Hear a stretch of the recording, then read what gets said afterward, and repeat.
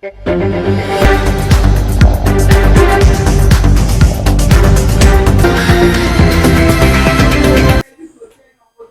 amboka, docteur Tati, bonjour. Bonjour, ndeko journaliste. Mikole Belé, tout mon anité, parce que tout ça là qui est un peu dans moi pause par rapport à la santé des Ranjaki, de l'autre côté, poto sur la maïmatali, actualité politique en boka na biso.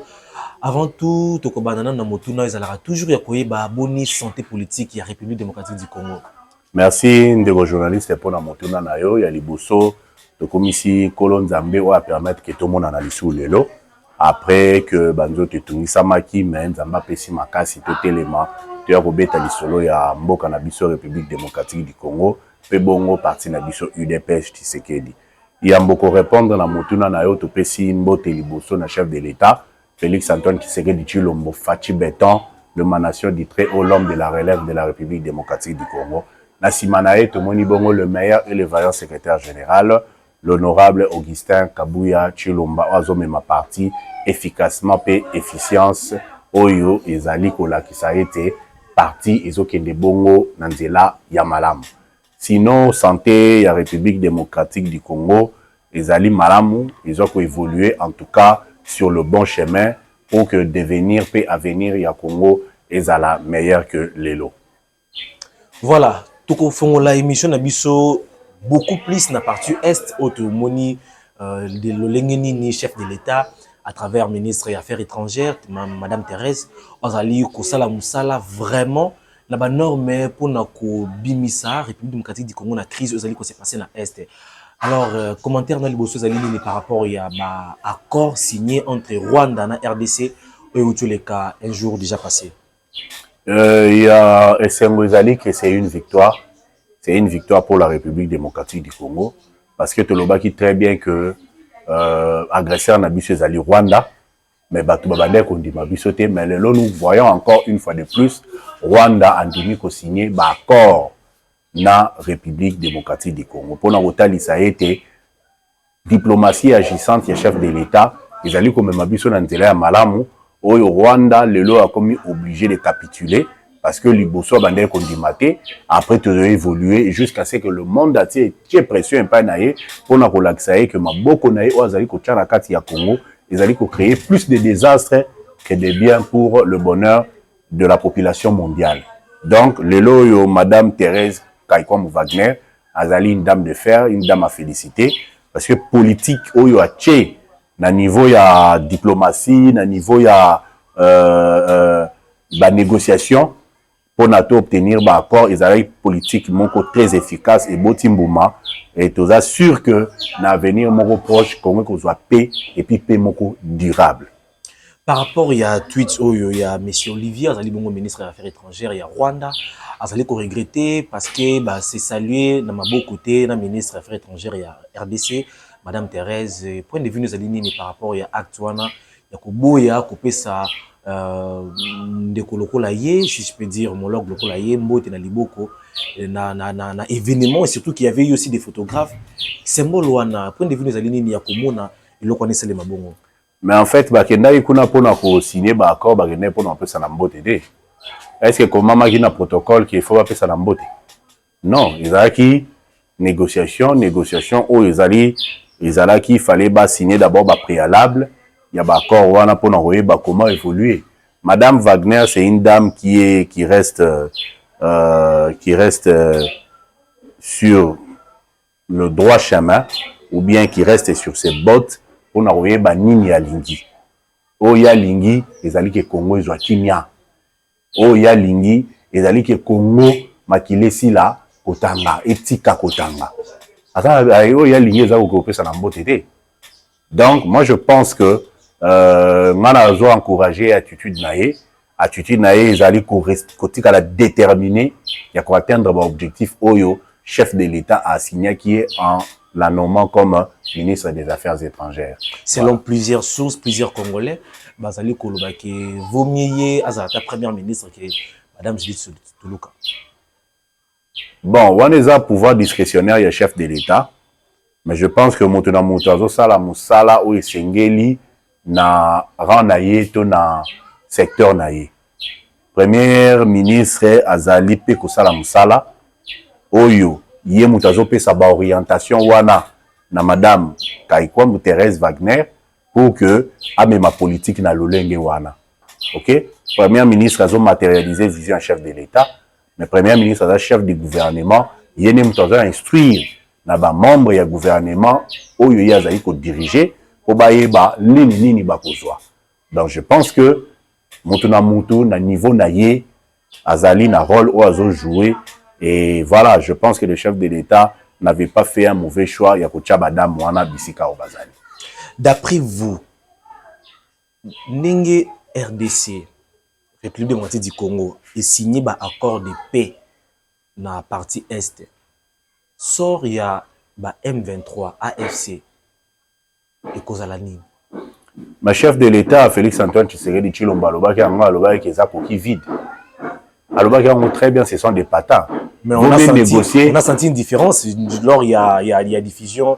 Dans le journal, il y a 20 heures, dans RTNC, traité qui est pour coquivité, traité pour le mouvement rebelle.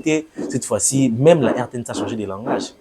RTNC a l'obaki nini. À ça, il y a lecture, il y a communiqué conjoint, non? N'est-ce pas? Oui, il cinéma qui n'a droit. Pour dire que, M23 là, nini, bazali ko continuer dans le processus, il y a négociation. Mais on a bien que, les alliés, négociation, moro solidité. Les alliés, négociation pour une paix durable. Parce que bango ba na ba revendication na bango état une coquille vide ou bazali ko porter ba revendication ya ba mettre na bango à penser. Les alliés Joseph Kabila na Rwanda. Mais oyo Rwanda qui ko signé na États-Unis, les alliés penser direct ya ba mettre na bango oyo toujours continuer na bango ko lukape. OK? Donc je pense que M23 ezali ekozala histoire moko iko appartenir na le passé, na futur moko proche out. Aussi longtemps qu'il va toujours occuper le territoire congolais, province, ville, ainsi de suite. Oui, pour le moment oui, mais pas pour toujours. Et au finir par aussi là. Au finir par quitter. Au finir par kozonga na activité mususu, mais plus jamais yako pour déstabiliser RDC.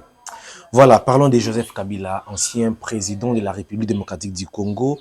Ozali bongo, il s'est qui a un peu clair par rapport à dossier à Est. De l'autre part, Bazolo Baké, il est dirigé AFC à Corneille Nanga.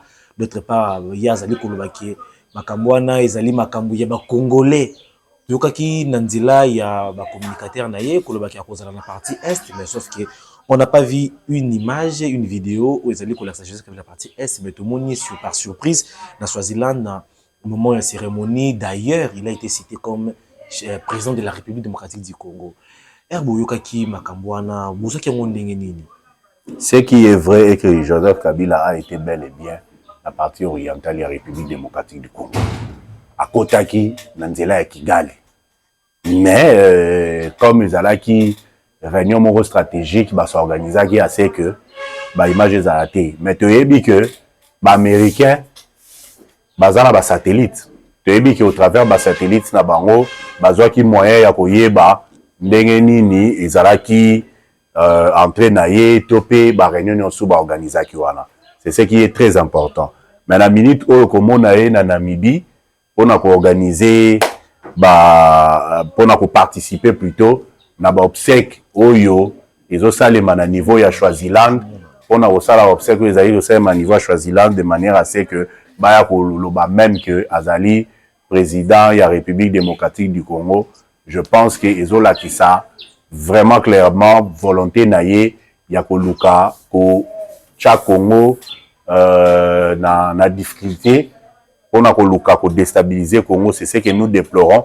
Tu as dit que l'ancien président de la République Bazali Batu Oyo va contribuer à la paix.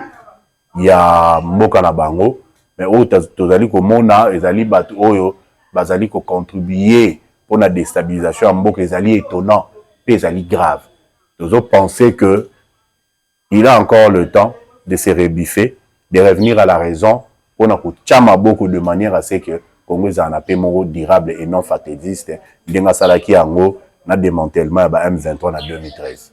Dose la discours à Joseph Kabila. Point de vue nous allons parce que Baba Ikenenga Zawara na partie est à la population. Tant que ça qui va interview na RFI, na Jeune Afrique et tout ça, qu'est-ce qu'il avait dit de concret? Rien. On n'attend rien. On n'attend rien. À part qu'on s'exposer les sous davantage pour l'accès qui est né au AFC, PM23. Donc, on n'attend rien de concret. Nous pensons que Azaranelo Korolobate, Yangwana Kotara l'université à malheureusement, a rencontré plus fort que lui. Moto a poussé jusqu'à ce que Joseph Kabila Banaroloba. Donc, ça devient sérieux pour lui. Ce qu'il y a à comprendre était que Félix Antoine Tshisekedi Tshilombo, président de la République et chef de l'État, est missionnaire pour accomplir une mission moko salutaire pour le Congo. En tout cas, à comprendre en na cachot, à comprendre en na prison à vie. Ou peut-être à comprendre en na élimination na yé, peut-être par des autres puissances, où on peut estimer que à la sous-utilité en étant en vie. Voilà, toujours na partie est, il y a Mboka Nabiso, parlons.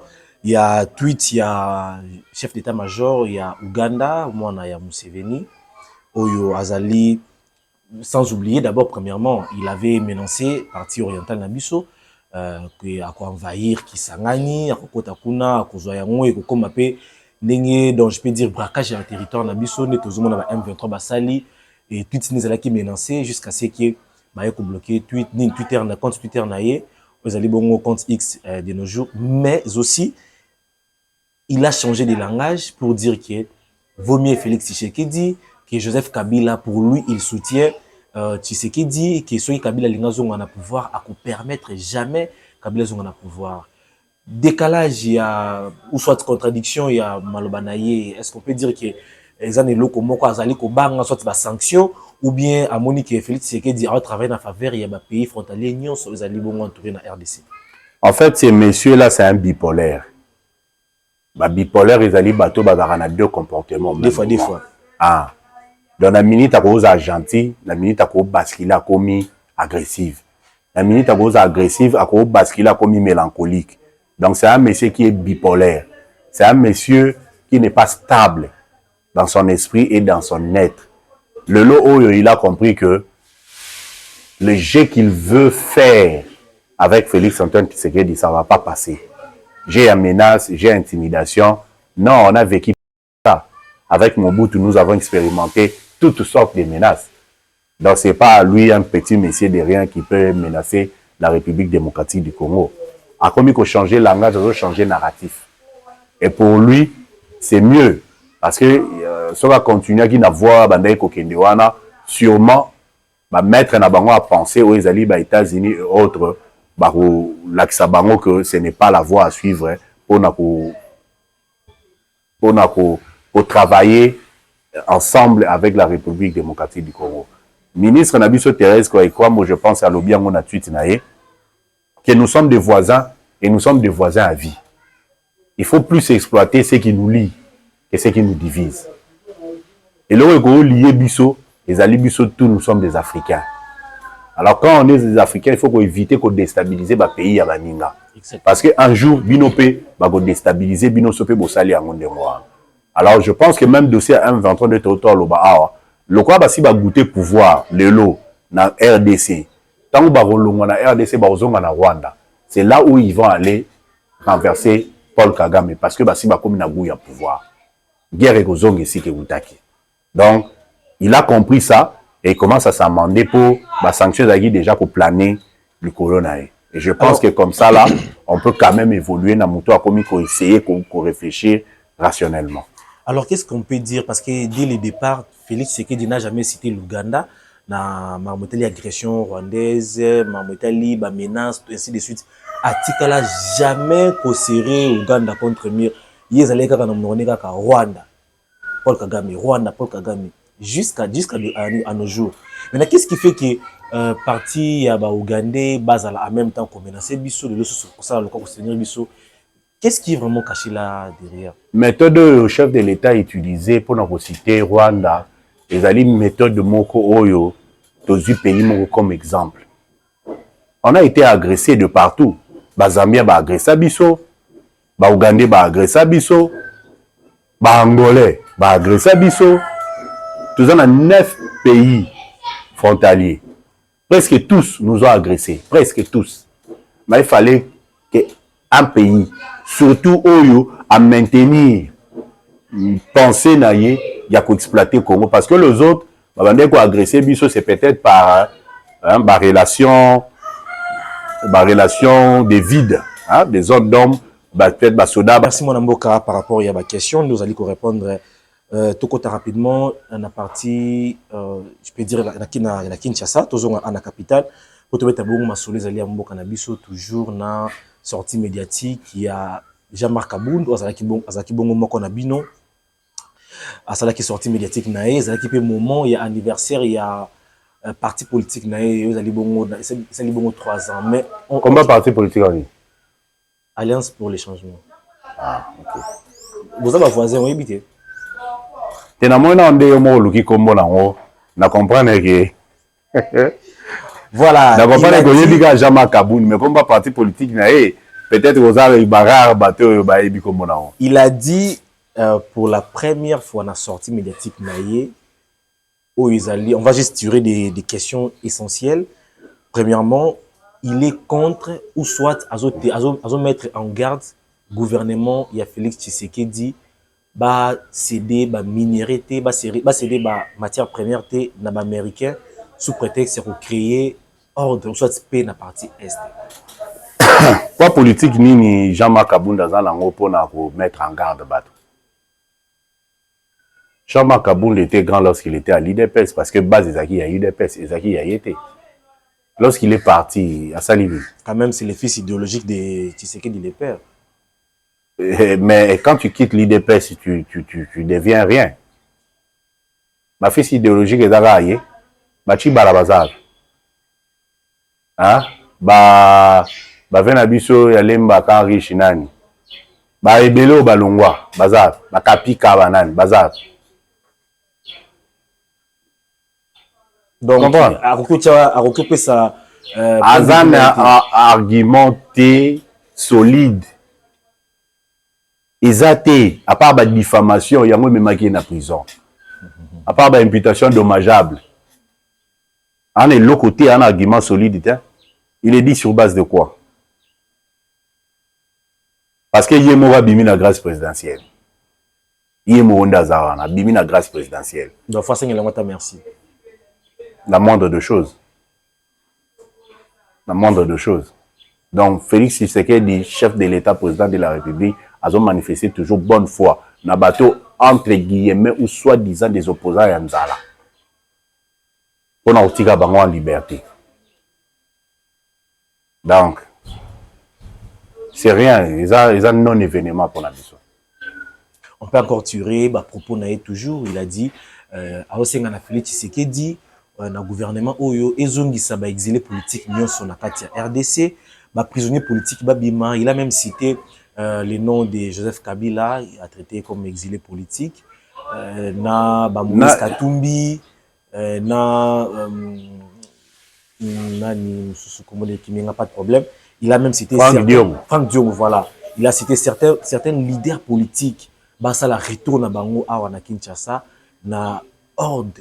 Il y a Félix Tshisekedi parce qu'actuellement, ils sont considérés comme des exilés politiques. Azo senga ba leader politique to ba exilé politique parce que qui est exilé politique nani ngo ba bengani na mboka o parce que yemo azo loba wana azo loba contre Félix Tshisekedi est-ce que Akimi Mboko yemo wana azo loba contre Félix non chaque jour fungola ba TV mona combien de bato ba finga Tshisekedi combien bakima Mboko baza combien? Oloba okufate, oloba to okufate.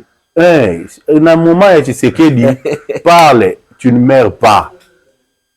Parle, tu ne mourras pas. Même si tu parles, tu ne mourras pas. Même si tu ne parles pas, tu ne mourras pas. Donc le ngolo ki ba exilé politique na nyonso mtabengana azati. Azata nani? Nani? Oyo bachela ki mandat d'arrêt awa yangwana kima. Eza nani? Kabila bima na clandestinité. Katumbi ndenge moko. Franck Diongo abimi aki normal comme na poto comme exilé. Avec ça ba alliance na ba M23. Pero Louara ndenge moko. Pero Louara est-ce que Ceux qui ont bakanga in aéroport, tout na banzela na soit bien benga bakangete. Pour le voir abaché tête naé a pris kalaté. Na kima de akala. Non, pas ça par exemple, il y a Yemro Jama Kaboun, quand il insulte là, quand il parle de bêtises au nom de Tshisekedi. Akimi Mboka, Bakangi, Babimi, c'est une grâce présidentielle. D'abord, il n'y a pas d'exilé politique. Ma prisonnier politique, qui est prisonnier politique, nan Bakangai. Pour le bain Tshisekedi, pour Fingaï. Qui? Sur ça, l'imputation, dommage, toute diffamation, justice, c'est ça, c'est pas parce que tu es politicien que tout est permis. Non.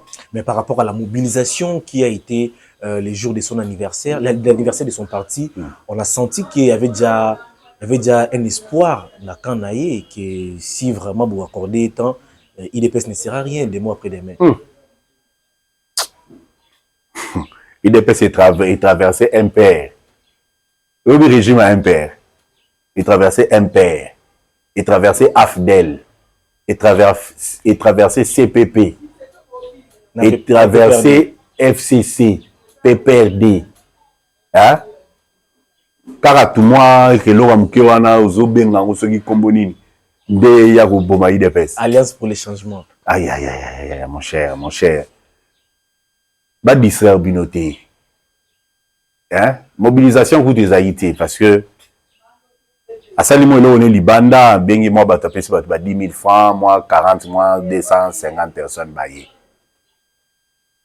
Bobo ka na stade de IDPS c'est ça la rapide koti stade bobi ke terrain moko ya munene on est au terrain bondo on a des tout ça la plein hein et yo terrain ce qui me fait plein papa bada ba poser un zala il veut se faire une santé politique en insultant en critiquant le régime Tshisekedi qui d'ailleurs fait beaucoup de choses de bonnes choses pour le bonheur du peuple congolais.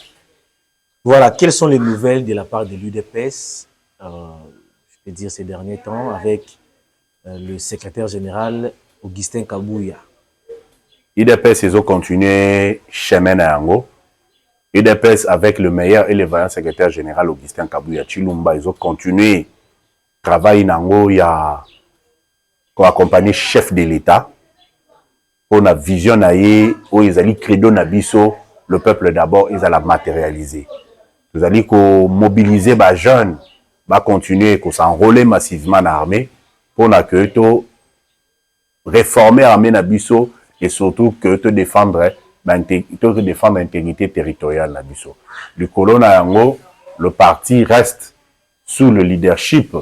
Il y a chef de l'État Ouazali Mukolo Yango pour président Yango.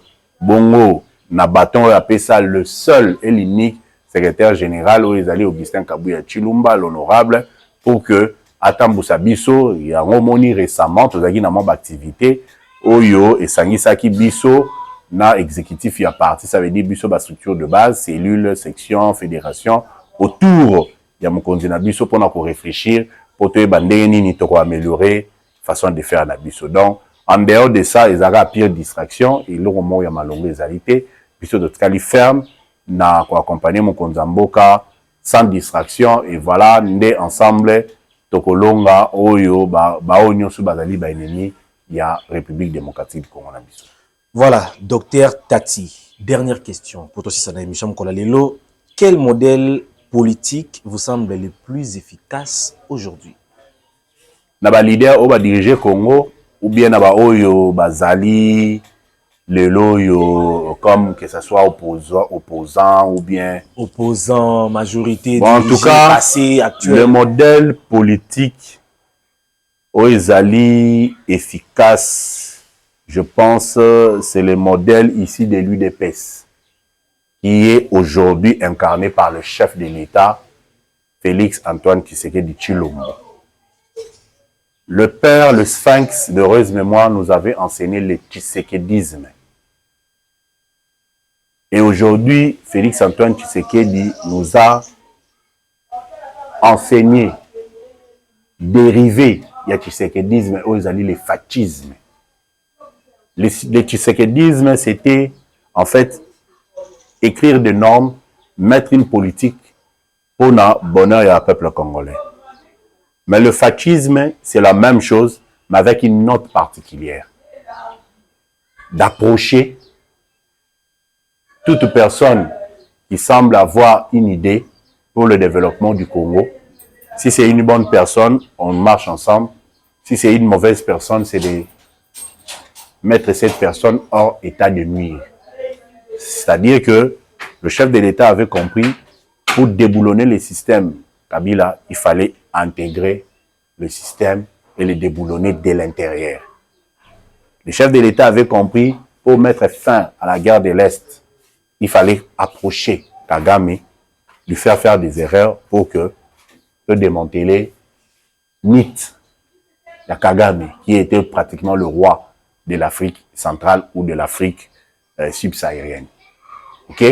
Donc, je pense que le modèle politique, le modèle issu de l'IDPS, qui est incarné aujourd'hui par le président de la République, Félix Antoine Tshisekedi Tshilombo.